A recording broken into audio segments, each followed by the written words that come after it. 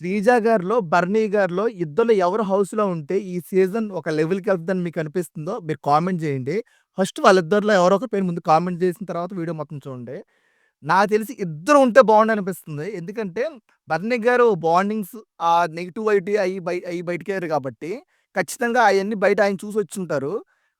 ఆ బాండింగ్స్ మళ్ళీ కంటిన్యూ చేయకుండా ఎలా ఆడతారు? ఆ బాండింగ్స్ లేకుండా తనుజ గారిని, దివ్య గారిని ఆల్రెడీ దివ్య గారిని మనం చూసాం. దివ్య గారిని దూరం పెట్టేసారు క్లియర్‌గా. దివ్య గారొచ్చి హగ్ చేసుకున్నారు. స్టార్టింగ్ అందరికన్నా స్పీడ్‌గా వచ్చి దివ్య గారు హగ్ చేసుకున్నారు బర్నీ గారిని. కానీ బర్నీ గారు ఎక్కడ దివ్య గారిని టచ్ కూడా చేయలేదు. హగ్ చేసుకున్న మూమెంట్‌లో అసలు టచ్ కూడా ఎక్కడ చేయలేదు. కానీ తనుజని కొంచెం లైట్‌గా హగ్ చేసుకున్నారు. ఇమాన్యుయల్‌ని కట్టప్ప అంటూ ఇమాన్యుయల్‌ని పట్టుకొని కట్టప్ప 'అమరేంద్ర బాహుబలి' వచ్చాడు, మళ్ళీ వచ్చాడని చెప్పి ఆ డైలాగ్ వాడారు. తర్వాత సుమనన్ను పట్టుకొని సుమనన్‌కి ఇక్కడ ఫోర్ హెడ్ మీద కిస్ కూడా పెట్టారన్నమాట. సుమనన్ను గట్టిగా పట్టుకొని.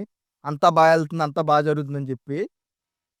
సో, భరణి గారు మరి రీ ఎంట్రీలో ఖచ్చితంగా ఉంటే లోపల బాండింగ్స్‌ని మెయింటైన్ చేయకుండా ఎలా ఆడతారు? ఈసారి అసలు రియల్ గేమ్ ఆడతారా?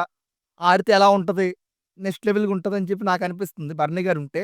అలాగే శ్రీజ ఆల్రెడీ మనకు తెలిసిందే టపాసులాగా ఆడుతది. పటాకులాగా ఒక్క టాస్క్ అయినా వదలదు.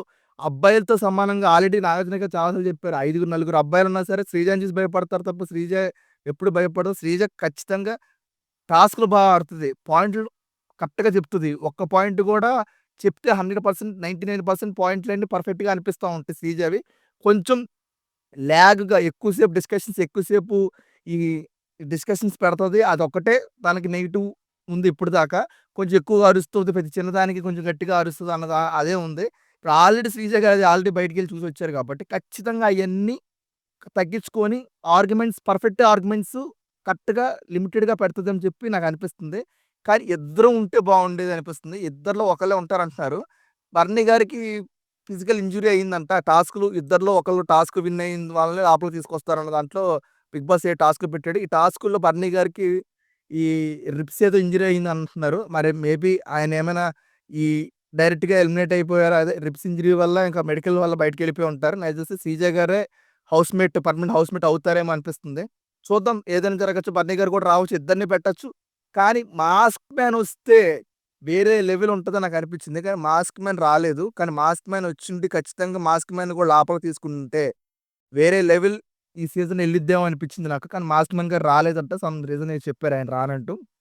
సో, బర్రీ గారు, శ్రీజ వచ్చినా సరే మామూలుగా ఉండదు. ఇద్దరు ఉంటే సూపర్ ఉంటది ఈ సీజన్ అనిపించింది నాకు. కానీ బర్నీ గారు ఈ ఫిజికల్ ఇంజ్యూరీ వల్ల బయటికెళ్లారని బయట టాక్ ఇప్పుడు. సో, ఎపిసోడ్ ఇవాళ చూడాలి ఏం జరుగుతుందో. సో, మీకేమనిపిస్తుంది మీరు కామెంట్ చేయండి. Love you all.